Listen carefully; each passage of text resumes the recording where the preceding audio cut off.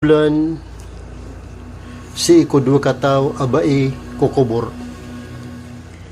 Miya kaysa si ikumasaw Nabiullah Musa alayhi salam na siya gidanian adwa ang kubur suisaon na malibutang na suisaon man na maliwanag.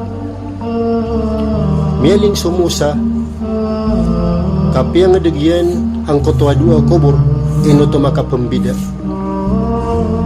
Sabab roon nagyuto ko na malibutang nga kubur na sa katawa bai abaradusa na miyawlog ko naraka. Biyong kutok man na isaon ang maliwanag na sa katawa bai abarasimba.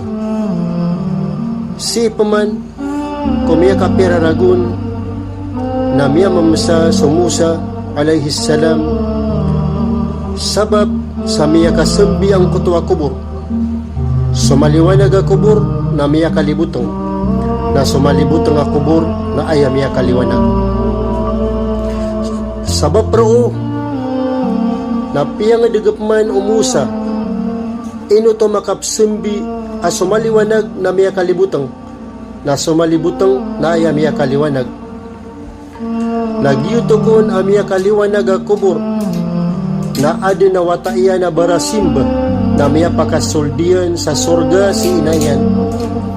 Nagyang kutokman amia kalibutang a kubur na adi na wataiyan at talaw kataw amim baradusa na miya pakasoldiran sa naraka si inairan.